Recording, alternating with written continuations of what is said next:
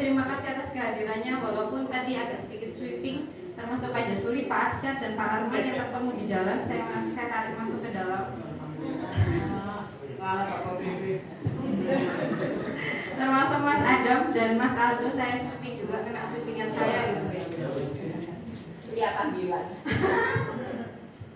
Jadi Bapak Ibu terima kasih atas kehadirannya. Hari ini saya akan mendiseminasikan hasil pelatihan saya selama di BPPB tanggal akhir November kemarin. Nah, sebetulnya ini bukan tanggal yang saya ajukan, tapi ternyata karena saking sedikitnya kerjaan ya Bapak Ibu ya, baru tercipta hari ini. Yang ini adalah hari terakhir diseminasi dilakukan. Alhamdulillah tidak melebihi deadline setidaknya ya. Baik. Silakan di next. Oke, boleh ngasih sedikit ya. Jadi ini adalah saya, bahwa moto saya adalah perbaikan diri yang dilakukan siswa juga harusnya selaras dengan perbaikan diri pada guru. Seperti itu. Oke, nah ketika ditanya mengapa harus pembelajaran menggunakan pembelajaran audio video, mungkin sebetulnya yang lebih berkafaah di sini bukan saya, tapi Arsyad sebagai guru PSPT, tapi nggak apa-apa lah Pak Arsyad ya. Baik, mengapa harus pembelajaran menggunakan audio video? Karena memang di next dulu, karena ternyata ada pergeseran zaman yang semakin lama semakin jauh, jadinya ada gap antara guru dan siswa. Jadi gurunya itu tampak semakin tua, sedangkan bagi kita anak-anak itu semakin tampak kekanak-kanakan. Jadi yang anak-anak itu melihat kita tuh, ibu-ibu itu tua banget sih, atau istilahnya apa ya, ketinggalan zaman banget sih gitu. Kadang ada beberapa postingan di Instagram, ya gini nih kalau ibu-ibu pegang Instagram kayak gitu ya. Karena memang akhirnya kita mau tidak mau mengakui ada gap antara tua dan kekanak-kanakan. Kita melihat anak-anak joget-joget, ini ngapain sih joget-joget kayak gitu. Gak ada gunanya gitu, ternyata mereka dapat uang ibu-ibu. Nah, jadi ada gap seperti itu. Nah, tugas kita didilah anakmu sesuai dengan zamannya, karena mereka hidup bukan di zaman kamu. Jadi kita harus menyadari salah satu alasan kenapa kita harus membuat pembelajaran itu baru adalah kita berada di fase yang berbeda dengan anak-anak kita. Kita tidak lagi ada di fase yang sama, yang pola pikir kita sama kayak pola pikirnya anak-anak. Seperti itu. Next lagi. Baik, perbedaan dulu dan sekarang. Kalau dulu itu siswa nabung buat beli buku gitu. Kita dulu itu kalau mau beli buku itu kayak semangat banget gitu beli buku. Lalu kalau kita butuh referensi itu perpustakaan jadi rumah kedua untuk belajar. Nah, tapi sekarang enggak. Anak-anak itu lebih suka lihat TV. Dulu agak-agak dulu ya. Anak-anak suka lihat TV, suka nonton YouTube. Agak baru lagi, anak-anak kalau nanya itu nanya ke siapa? Mbak Google. Tapi ternyata sekarang geser lagi Bapak Ibu. Anak-anak nggak suka tanya ke Google, tanyanya sukanya ke YouTube. Jadi misal ya, rumus matematika dari rumus matematikanya volume kubus adalah gitu ya. Kalau kita kan nyarinya di Google ya, nyata anak tuh nyarinya itu di YouTube. Yang di situ ada rumusnya, ada cara ngitungnya kayak gitu. Nah, ternyata sudah bergeser sejauh itu tanpa kita sadari. Next lagi. Nah, saat ini berarti kita harus merefleksikan diri bahwa kita aja sebagai emak-emak dan bapak-bapak kalau mau lagi nunggu sesuatu killing time bahasa kita ya, membunuh waktu itu kan bisa scroll Instagram, scroll TikTok gitu ya. Jadi kadang-kadang kalau hening ruang guru terus tiba-tiba ada kedengaran suara lagu-lagu, berarti ada yang nyalain TikTok nih, nah kayak gitu. Ternyata banyak di antara kita yang memang menggunakan video sebagai salah satu media membunuh waktu. Jadi kalau ada orang nunggu jam ngajar selesai gitu ya, scroll TikTok kayak gitu. Ternyata memang seperti itu. Dampak positifnya apa? Jadi kalau semisal dampak positifnya itu media sosial itu berisi tentang keilmuan, ya bagus. Anak-anak dapat ilmu ya. Misalkan, tahukah Anda ternyata rukun Islam itu ada berapa Ibu? Rukun Islam ada 5. Nah, ternyata itu kan nggak banyak ya anak-anak yang baru itu tahu. Akhirnya dibuat mode prank-prankan gitu ya, rukun Islam ada berapa gitu ya. Ternyata ada banyak yang nggak tahu lah. Itu kan menjadi salah satu media informasi tersendiri bagi anak-anak. Nah, dampak netralnya kalau guru itu membagikan konten sosial, akhirnya misal nih ngerjakan rapot sampai malam kayak gitu ya. Akhirnya kan orang mahasiswa tahu ya, oh ternyata ngerjakan rapot itu nggak cuma sekedar nulis angka terus selesai ya Bapak Ibu ya.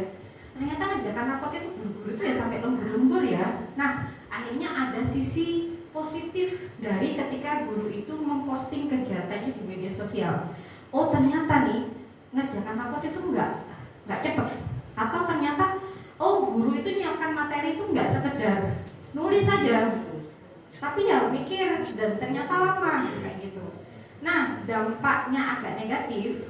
Kadang ada beberapa guru yang wah ini terus yang muncul di Instagram saya, bosan lihat ini ya. Jadi mulai ada guru-guru yang kayaknya Bu ini mesti deh posting kayak gini, padahal biasa aja deh. Ini posting mau posting kerja atau gimana sih kayak gitu. Itu dampak agak negatif ya. Nah, dampak negatifnya guru itu tetap guru ya Bapak Ibu. Mau ada sosial media dan tidak ada sosial media, guru itu tetap guru. Yang nggak ada sosial media itu kita sudah dipandang dari semua sudut pandang ya. Jadi guru itu influencer sebelum adanya media sosial. Jadi apapun yang kita tampilkan mau tidak mau itu harus kita filter dulu. Kita harus mikir 3 kali lipat dulu. Aku kalau posting ini ada nggak yang minder? Kalau aku posting ini ada nggak yang tersinggung? Nah kayak gitu.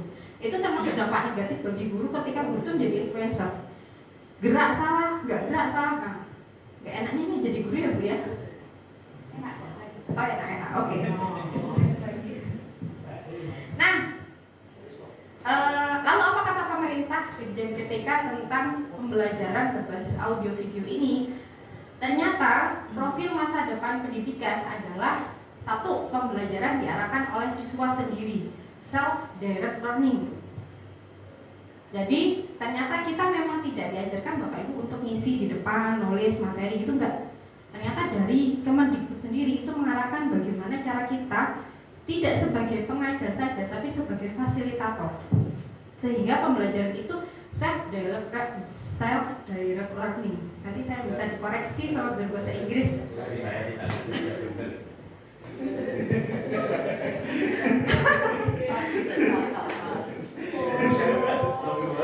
Oke. Selanjutnya yang kedua, pembelajaran dengan multi sumber belajar atau multi source. Jadi bagaimana siswa itu tidak hanya mengambil satu sumber saja sebagai sumber. Misalnya buku itu dijadikan patokan aja, enggak, tapi dia harus bagaimana caranya dia membandingkan antara media satu dengan media yang lain, ilmu yang satu dengan ilmu yang lain. Nah, yang ketiga, pembelajaran sepanjang hayat, lifelong learning. Jadi bagaimana seorang anak itu dicekoi dalam pikirannya, kamu tuh nanti harus belajar terus. Sampai kapan? Sampai nanti ketika kamu dipanggil sama Tuhan. Nah, itu adalah salah satu pembelajaran yang dicanangkan oleh Kemendikbud. Lalu ada lagi pembelajaran berbasis TIK atau ICT based learning. Nah, yang mau dibuat ini adalah pembelajaran berbasis TIK itu. Lalu pembelajaran yang adaptif, yaitu pembelajaran yang ketika ngajar matematika itu nggak cuma matematika aja yang dibahas, tapi ternyata integral itu bisa loh menghitung luas tanah. Nah, gimana tuh caranya? Nah, kayak gitu. Jadi gimana caranya pembelajaran kita itu nyambung relate ke pembelajaran yang lain?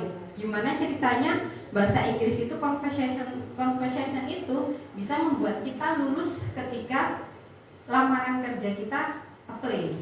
Nah, kayak gitu. Jadi bagaimana caranya pembelajaran yang kita lakukan itu nggak cuma sekedar di kelas jadi nilai doang, tapi ketika dia nanti apply ke kehidupan nyata, dia tuh bisa dapat itu. Bagaimana caranya kita menerapkan tentang ketuhanan yang Maha Esa? Itu betul-betul ketuhanan yang Maha Esa utuh. Jadi ya akhlaknya terbentuk. Bagaimana cara dia bersikap itu oke, kayak gitu.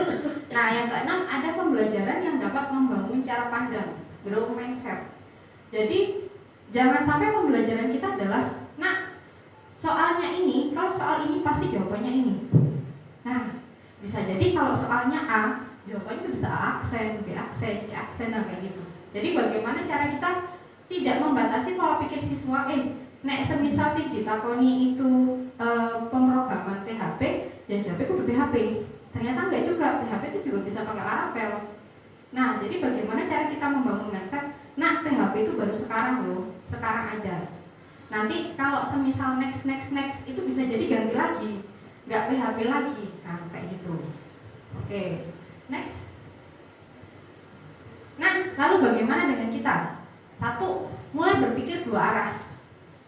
Jadi kita tidak hanya berpikir bagaimana cara guru memandang siswa, tapi bagaimana cara siswa menangkap pola pikir yang diinginkan oleh guru.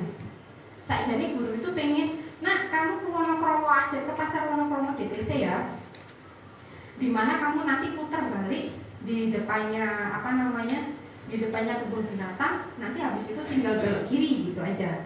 Tapi ternyata anaknya tadi tidak berpikir seperti itu. Anaknya mikirnya itu belok kiri putar balik terus belok dulu ke situ dulu. Jadi putar balik ke situ gitu ya. Baru nanti habis itu lewat jembatan bawah Mayangkara gitu. Ketika ditanya kenapa kamu kok ke bawah jembatan Mayangkara? Lah gimana Bu? Saya pengen deh. Nah, ternyata pola pikir yang kita inginkan, kita kan pengennya cepet ya. Wis, dan cepet rono nang DTC. Ternyata dia anak itu pengen lewat bawahnya jembatan Mayangkara. Kan sudah mulai nggak selaras ya. Nah, berarti kita harus memikirkan bagaimana cara pandang kita sebagai guru membentuk mindset siswa supaya sama seperti yang kita inginkan. Oke. Yang kedua, kita harus mulai bergeser. Bapak Ibu, anak-anak dulu kan ada kata-kata ya, guru itu menang karena pintar semalam. Kita belajar dulu malam buat ngisi materi besok ya Bapak Ibu. Nah, nyatanya saat ini kita harus mulai bergeser bahwasanya siswa itu ternyata beberapa malam sebelumnya sudah menyiapkan materi, jauh melampaui kita menyiapkan materi. Berarti apa yang harus kita lakukan? Ayo kita ngajak anak-anak berkolaborasi. Ketika kita menyampaikan materi, jangan ditanya, nak materi hari ini apa yuk? Maaf. Jadi jangan sampai kita bilang, nak 1 ditambah 1 berapa? Gitu. Tapi, nak ada nggak yang bisa menjelaskan kenapa 1 ditambah 1 sama dengan 2? Nah, jadi akhirnya anak-anak itu akan belajar, oh ternyata ada anak saya yang dia itu suka ngajarin temennya loh. Nah, dari situ kita mulai melihat beliau sebagai kolaborator. Lalu yang ketiga, mulai dari hal yang kecil. Bapak Ibu boleh banget loh posting-posting di media sosial, istilahnya bagaimana cara kita komunikasi ke siswa, cara kita ngobrol dengan siswa.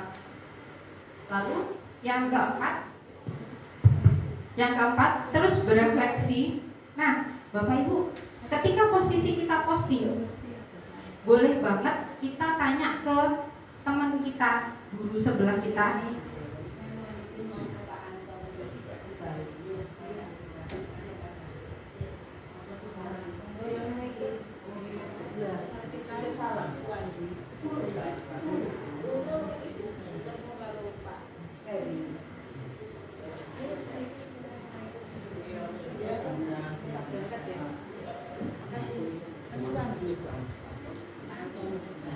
Nah, jadi terus berefleksi, Bapak Ibu, ketika kita melakukan sesuatu, kita tidak akan mungkin berpikir bahwa kita benar. Kalau kita berpikir kita benar, berarti kita pasti salah. Jadi kita ketika membuat sesuatu, melakukan sesuatu, kita perlu merefleksikan diri atau menanyakan ke teman sebelah kita, kira-kira tadi aku gimana nih? Kira-kira aku salah nggak? Nah, tapi refleksi itu kayak kaca spion Bapak Ibu. Bagaimana dengan kaca spion? Kaca spion itu kalau kita nyetir motor, terus lihat kaca spion apa yang terjadi? Nabrak ya? Nah, refleksi itu juga tidak bisa dijadikan patokan kita berjalan. Tapi refleksi adalah gambaran mana yang harus diperbaiki. Jadi lihatnya tetap harus ke depan. Kaca spion tetap di samping, yang fungsinya buat lihat kanan kiri. Maka refleksi itu juga harus kita tetap melakukan perubahan lebih baik. Sedangkan refleksi kita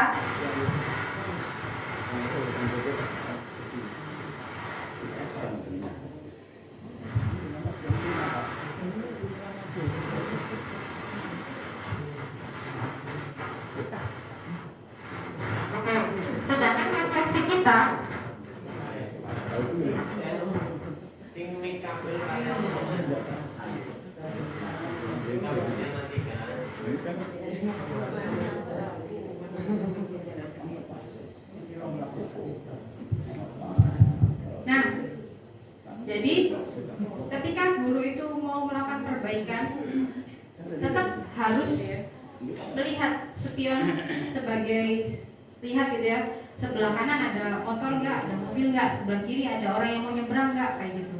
Tapi tetap kita harus lihatnya ke depan, terus melakukan perbaikan.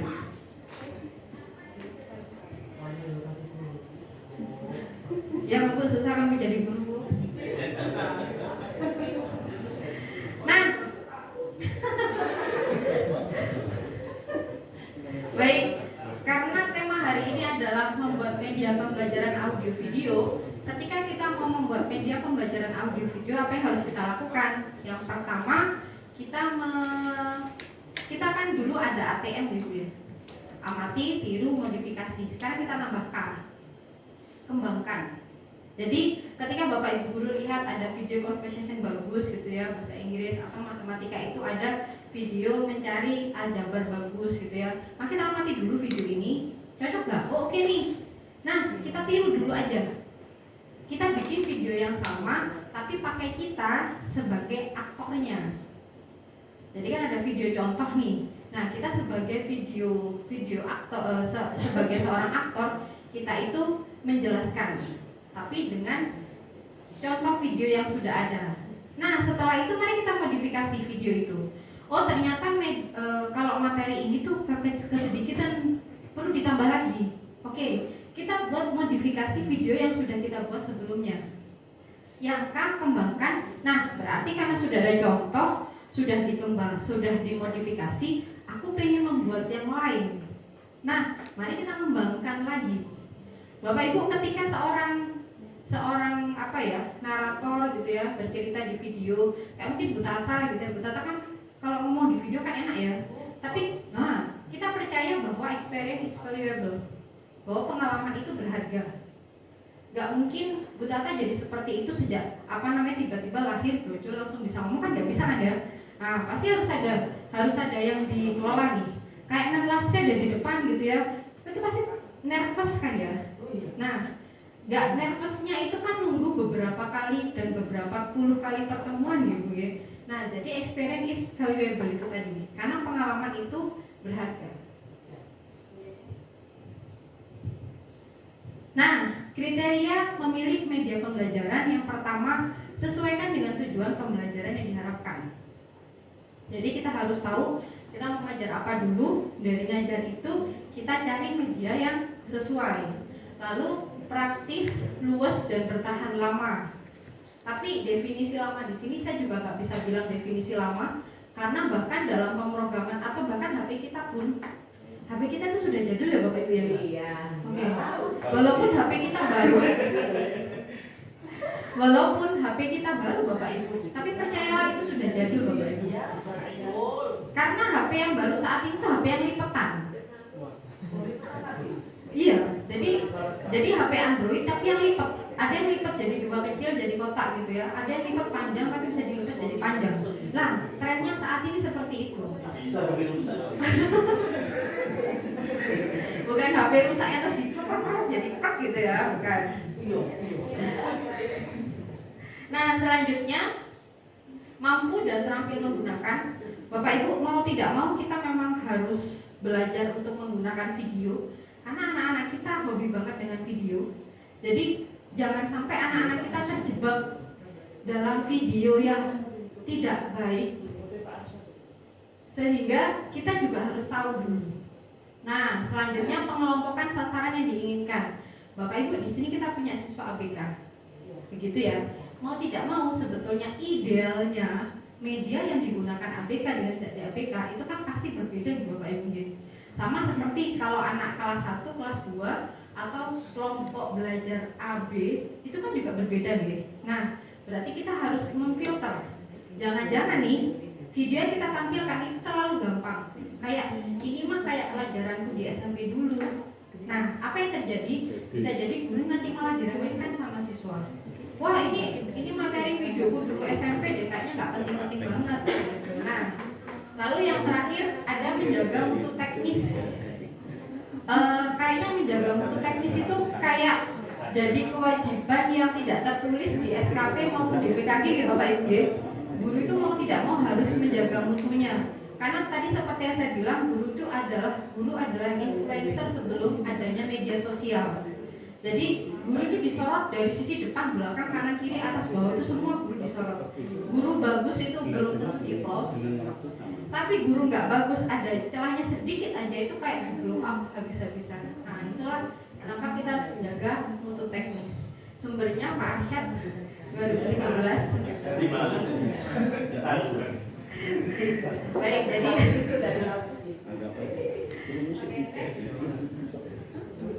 nah, Bapak Ibu, kenapa kita harus menggunakan media video, audio video? Yang pertama, kita bisa melakukan rekayasa waktu. Jadi Bapak Ibu itu kalau semisal ingin ngasih tahu tentang astronot gitu ya. Astronot yang nomor 2. Jadi misalkan gini, Bapak Ibu pengen menunjukkan kalau cumi-cumi itu ketika bertelur, telurnya nempel di karang, habis itu cumi-cumi itu nanti itu telurnya nanti pecah, cumi-cuminya keluar kayak itu. Nah, netes. Nah, jadi itu nggak bisa kita terangkan dengan kita ngajak anak-anak ke sana ya. Bisa sih, bisa. Tapi belum tentu ada cumi-cuminya. Kan begitu ya. Berarti kan kemungkinannya probabilitasnya kecil. Berarti kita bisa menggunakan video. Ya di situ dia bisa nyeting time lapse itu kalau ada video yang nggak ada suaranya, terus gerakannya cepat. Nah, itu namanya video time lapse. Kalau yang gerakannya santai terus tiba-tiba lambat kayak itu slow motion namanya. Oke. Nah, yang kedua, melakukan rekayasa tempat, yaitu melihat fenomena makromos maupun mikromos. Kalau kita bilang di sini tuh ada galaksi Bima Sakti, kita tuh ada di galaksi Bima Sakti. Mereka pasti berpikir galaksi Bima Sakti itu yang mana gitu kan ya. Nah, dengan video kita akhirnya bisa memberitahukan mereka, ini loh galaksi Bima Sakti. Tapi nanti siap-siap ditanya ya Bu ya, kira-kira nanti gambarnya ngambil gimana ya Bu ya, kok bisa dapat video kayak gitu? Karena anak-anak sekarang kan kritis-kritis ya. Yang ketiga, melakukan rekayasa dengan animasi untuk memperjelas isi pesan. Misalnya Bapak Ibu ya, Bapak Ibu pengen menjelaskan tentang dalamannya biologi ya, dalamannya sel. Oke, di dalam sel itu ada silem dan floem. Silem yang mana tuh? Floem yang mana tuh? Nah, di sini ada cocok menggunakan video di mana dia bisa menganimasikan. Oh, ternyata kalau silem itu air dari tanah diambil ke silem atas naik ke atas, nanti jadi makanan dikeluarkan ke floem ke seluruh tubuhnya, tumbuhan. Nah, seperti itu. Nah, yang keempat, melakukan rekayasa konvensi, rekayasa kenyataan. Misalnya Bapak Ibu, kita pengen menunjukkan tentang daya lenting suatu benda. Oke, terus kita lempar bola ke atas gitu ya. Itu kan nggak bisa kita tunjukkan ya. Nah, seberapa tinggi lentingannya dia kan juga kita nggak bisa menunjukkan dengan ukuran ya. Nah, video ini salah satu cara untuk merekayasa kenyataan, menunjukkan adanya daya lenting itu tadi.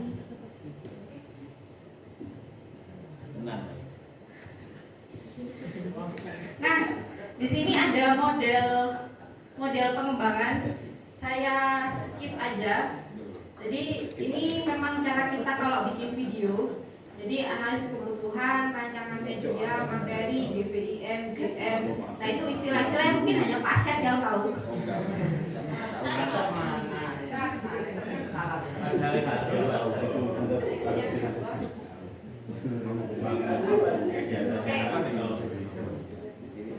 Nah, betul ya Pak Arsyad ya Bu ya. Ternyata pelakunya harusnya Pak Arsyad. Oke, Heru Mega Surya ini bukan saya, beliau adalah fasilitator saya. Sebetulnya saya pengen memindahkan PPT beliau ke PPT saya, hanya saja beliau pernah mengingatkan ke saya kalau ngambil gambar itu dalam satu video kita boleh ngambil punya orang maksimal 20%. Lebih dari 20% berarti plagiat. Nah, daripada saya kena plagiat, jadi mending saya tampilkan ini bahwa ini bukan PPT saya, ini adalah PPT-nya Pak Heru. Oke, kita akan memulai syuting.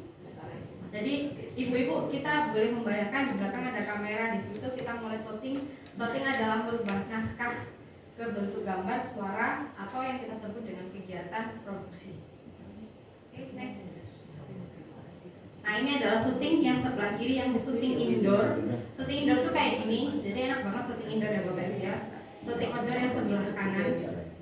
Jadi harus ada alat yang sedemikian banyak. Begitu ya Pak Asyad ya. Tapi sekarang saat ini kayaknya teknologi sudah berkembang banget ya. Adanya gimbal. Kalau Bapak Ibu tahu kadang ada bapak-bapak kita pegang tongkat yang bisa digoyang-goyang kayak itu namanya gimbal. Itu bisa menggantikan seberat itu teknologi yang ada di sebelah kanan. Oke, next slide. Oke, shoot. Jadi Bapak Ibu kalau kita mau ambil gambar itu kita harus shoot sesuatu. Jadi saat ini yang ada di kanan kiri Bapak Ibu itu lagi nge-shoot sesuatu. Nge-shoot Bapak Ibu, nge-shoot saya. Next. Nah, shoot-shoot yang dikumpulkan itu nanti ketika digabung akan menjadi scene. Jadi shoot. Setelah shoot nanti kita gabung jadi scene. Lanjut lagi. Nah, satu film yang utuh itu adalah sequence. Enggak, bukan short scene.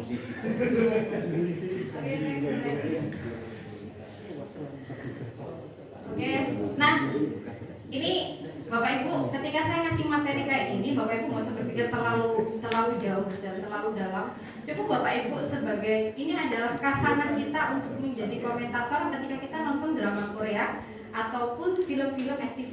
Oke, jadi 3 teknik pengambilan gambar ini Bapak Ibu nggak perlu memikirkan jauh-jauh, tapi ini adalah yang digunakan saat FTV lagi syuting atau drama Korea lagi syuting. Nah, kira-kira seperti ini. Oke. Nah, ini materinya Pak Arsad di kelas 10 ya. Alhamdulillah kelas 10 gitu kan. Oh, Hamba bisa bikin saya. nah, Aku bintang tamu, bintang tamu. jadi ada ukuran gambar Bapak Ibu di sini. Jadi ada banyak jenis. Kalau Bapak Ibu lihat di FTV atau di drama Korea gitu ya. Kalau semisal posisinya kita mulai dari nomor 4 dulu. Kalau satu dengkul, nah itu berarti dia adalah medium shoot. Jadi nanti ketika Bapak Ibu lihat gitu ya di drakor, ini medium shooting. Satu dengkul nih, nah, kayak gitu. Oke, kalau sampai perut berarti dia adalah medium close up. Oke, kalau nomor 6 yang kayak foto pas foto, nah itu adalah close up. Oke, yang kalau kelihatan wajah banget itu adalah extreme close up.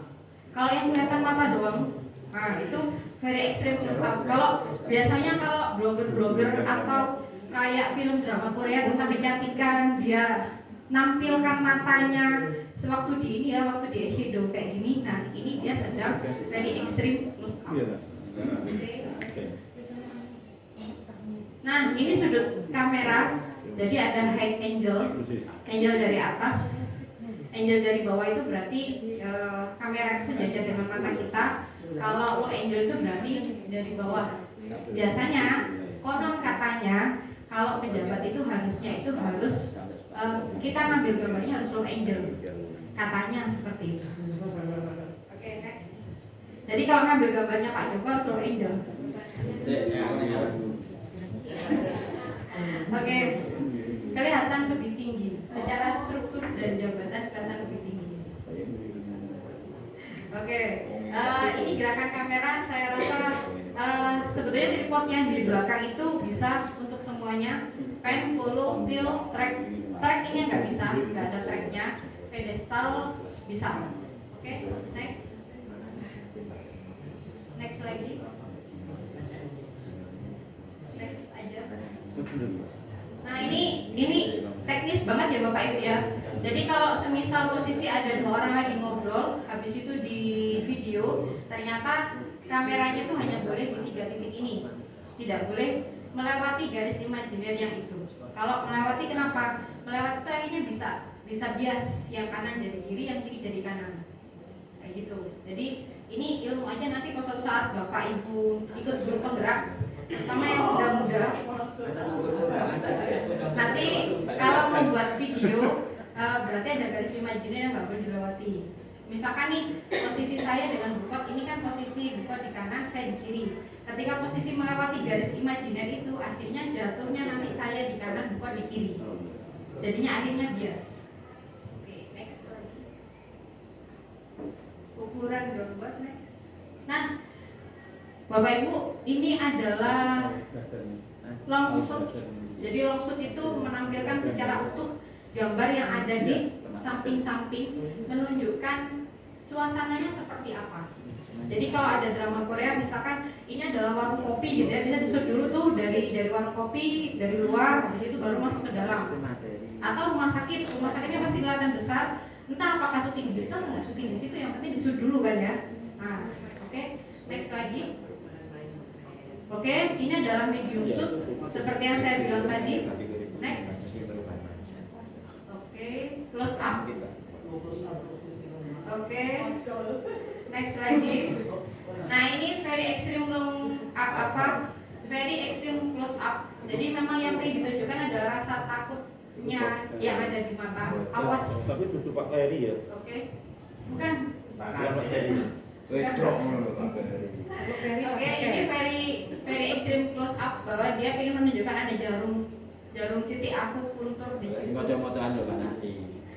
Nah, ini di close up headshot. Next lagi. Oke, ini close up lagi. Next lagi. Oke. Oke, next lagi. Nah, jadi kalau semisal ada satu orang di dalam satu frame, berarti dia one shoot. Kalau ada 2 orang berarti 2 shoot. Kalau ada 3 berarti 3 shoot. Kalau lebih dari 3 berarti group shoot. Bukan merusut, bukan merusut, bukan. Burung lah sengaja merusut lah. Next lagi. Nah itu. Next lagi. Pak Aku biar nih. Jelas nih biar nih. Next lagi. Next lagi. Saya dulu. Bun. Oke, next lagi. Next lagi. Oke, ini very extreme long shoot. Jadi ketika menunjukkan bahwa ini mau tendangan langsung ya. Semoga saya nggak salah. Nah, Penalti. buat tendangan penalti ya. Iya. Oke, ini medium long shoot. Oke, next lagi. Next. Oke, next lagi. Ini adalah potongan-potongan foto. Oke, next lagi. Nah, ini sudut tinggi kamera. Oke, next. Nah, ini ketika posisi dari yang sebelah kiri, sebelah kanannya Bapak Ibu itu adalah dari atas ke bawah. Jadi si ibu-ibu itu kelihatan sedang mengambil tali ya. Nah, sedangkan Bapak itu sedang mengambil sedang memegang senapan. Nah, Bapak Ibu bisa melihat di situ kalau semisal low angle, berarti angle-nya kelihatan dari bawah melihat ke atas. Itu terlihat mau tidak mau akhirnya terlihat kita itu kayak dangak secara tidak sadar. Itu kita seperti terbawa imajinasi kita sedang dangak. Nah, mungkin karena itu akhirnya ada sebuah retorika kalau pejabat itu harusnya pakai low angle shoot. Jadi dari bawah ke atas. Oke, ini normal level shoot. Next lagi. Oke. Next lagi. Nah, Bapak Ibu, sebelumnya. Oke, Bapak Ibu, kalau saya bilang frame-nya kamera itu kecil, apa yang ingin kita masukkan itu sebetulnya hanya bisa kita setting kecil. Mau kita menunjukkan hal yang bagus atau hal yang buruk itu bisa kita atur. Beda dengan sekeliling kita. Kamera itu tidak bisa menunjukkan real time apa yang terjadi di sekitar kita. Jadi bagaimana cara kita sebagai guru memfilter apa yang mau kita posting. Nah, dari sini, dari frame itu tadi. Mas Yo gurunya habis jatuh, guru tetap senyum gitu ya, kelihatan senyum gitu ya. Nah, itu kita bisa mengatur komposisi yang ada di dalam frame. Oke, next. Next lagi. Next. Nah, seperti ini Bapak Ibu. Gambar tengah adalah gambar sumbernya, source-nya gambar tengah. Kita mau menunjukkan ekspresi yang mana? Ekspresi yang senang, curious, atau ekspresi yang menertawakan, atau dia sedang membawa sesuatu, tergantung pada sudut mana Angel dia membawa kamera. Next aja. Next lagi.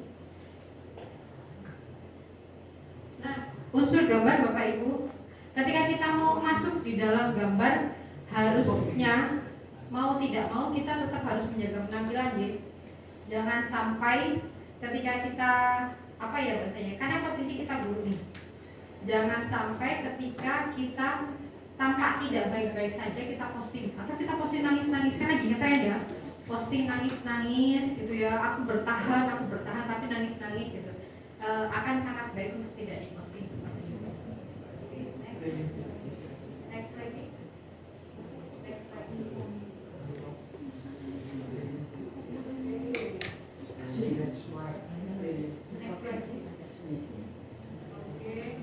Nah, ini adalah potongan-potongan video yang diambil bukan oleh saya tapi oleh Pak Heru.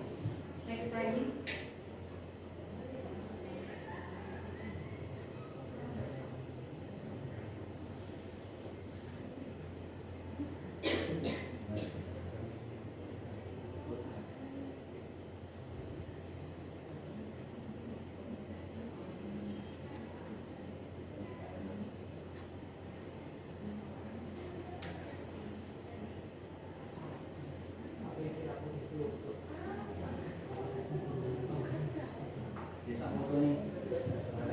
Oke, akhirnya terima kasih. Oke,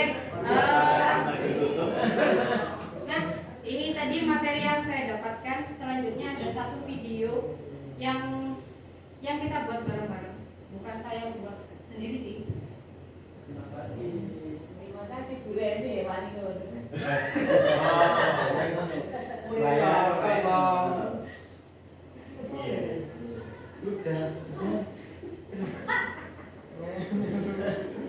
Oh, ngetok kamu nomplok mau difoto.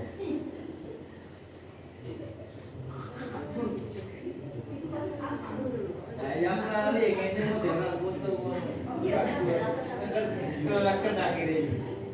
Nah, ini adalah video yang saya buat ketika kemarin ada di BPGB.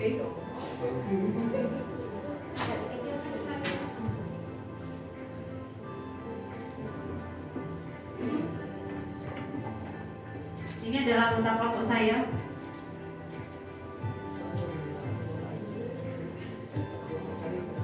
Saya sudah mencari banyak angel supaya saya terlihat kurus tapi tetap tidak bisa Nah, bekerja. itu salahnya. Salam dan bahagia. Assalamualaikum warahmatullahi wabarakatuh. Oke, ini adalah kepala sekolah SDN Kampung Salam sejahtera. Blitar. Blitar. Anak-anak, kita hari ini akan mempelajari tentang aneka bermacam. Pasti penasaran kalian semua. Yuk ikuti videonya sampai selesai ya. Keanekaragaman hayati atau biodiversitas. Oke, saya sudah mencoba suara saya seperti Butata tapi Di tidak sini bisa. kita seringkali mengatakan itu sebagai variasi dan variabilitas dalam kehidupan bumi, atau bahasa gampangnya itu semacam perbedaan dalam setiap jenis makhluk hidup di muka bumi. Keragaman ini punya beberapa ukuran, di antaranya yang pertama ada genetik, yang kedua ada spesies. Ini adalah brokoli Bapak Ibu. Saya sangat menahan diri untuk nggak ramah. Mulai belajar tentang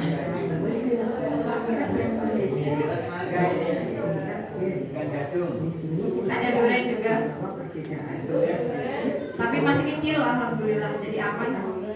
Ini bunga, ini celana. Apa saya suka belajar? Suka dulu, apalagi yang rasa-rasanya manis.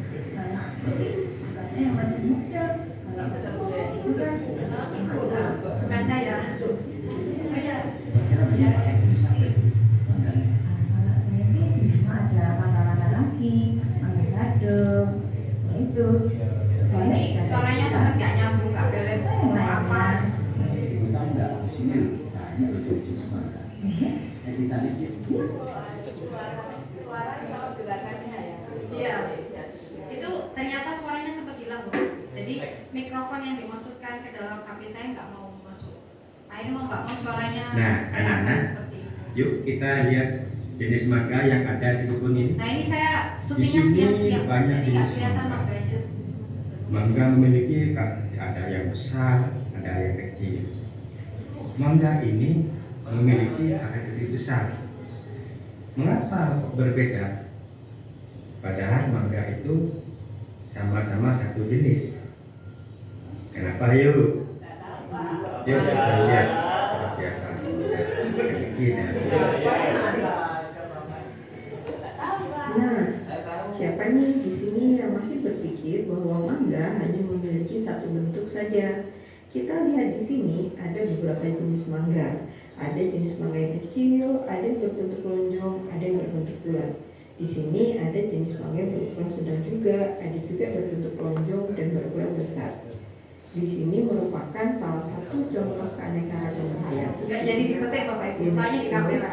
Kamera apa baru dipetik? Kita beralih dari buah ke daun. Menurut kalian apa yang Biar kelihatan, Bapak. keanekaragaman genetika daun di sekitar kita? Ayo coba tebak apa itu. Jika kita melihat tanaman di sekitar kita, mungkin kita akan melihat dengan tanaman yang berwarna-warni atau yang sering kita sebut dengan tanaman kuning. Tanaman ini kalau kita masuk punya beragam bentuk loh. Kalau ibu susunya panjang. Kalau habis sama itu muter-muter seperti itu.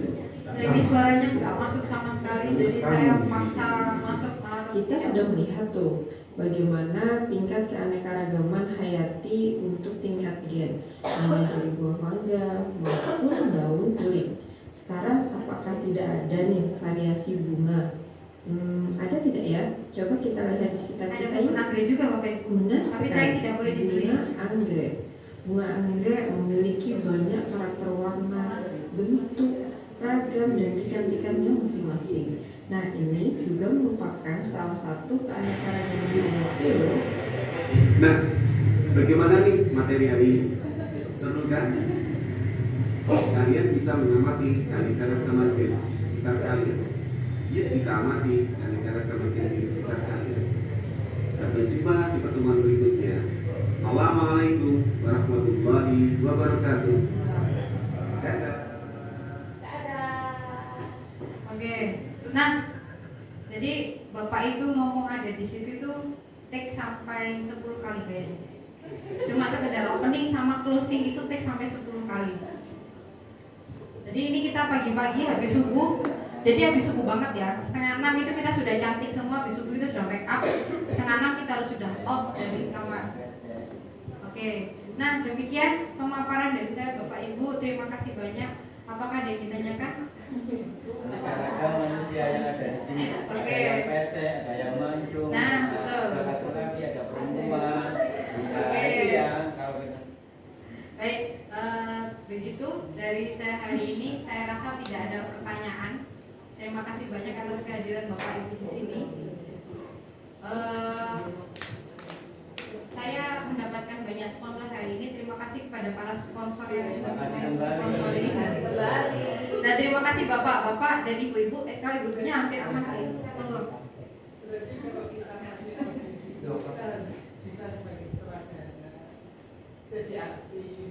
Iya. Defaultnya iya.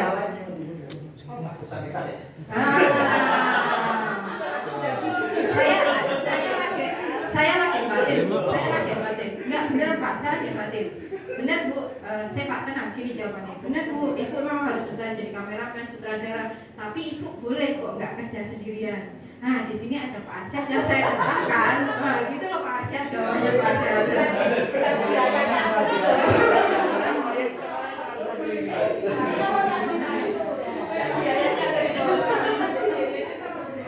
Oh gitu. Nanti coba saya lobikan ke Bu Lili ya. Bu Lili boleh nggak dibudgetkan anggaran loh? Boleh monggo.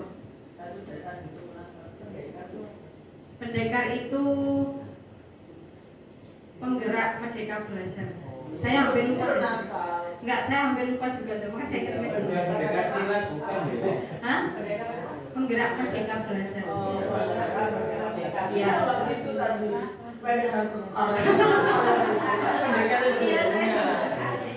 Jadi ada 7 jurus.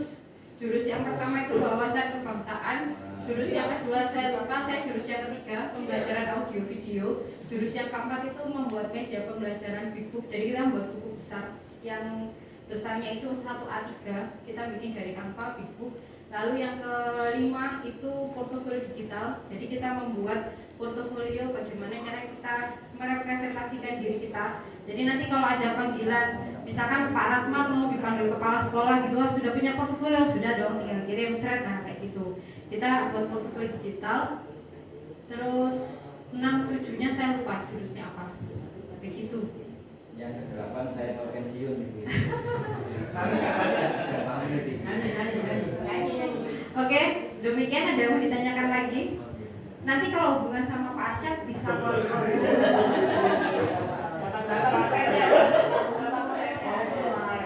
Pak Nasi juga siap sepertinya. Bolehlah nanti kolaborasi ya. Kan harus kolaborasi tadi kan ya. Kalau kelas 1 takut wani piro gitu biasanya. Nah, tadi Bu Endang sudah memberikan tawaran Pak. Kan ada Bu Lili. Nanti kita mengajukan anggaran Bu Lili. Gitu kata Bu Endang kan ya. Nah, win-win solution kan ya. Tenang Pak Hasan, jangan khawatir. Biaya ada di bawah sini.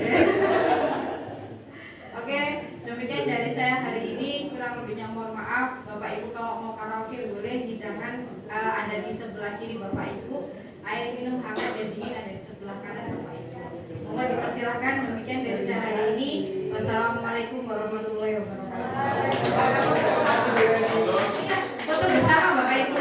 Mohon izin foto Nah, bersama. itu ada hiburan dari Pak Nasi dan Pak Sesi. Oke, silakan. Oh, gitu.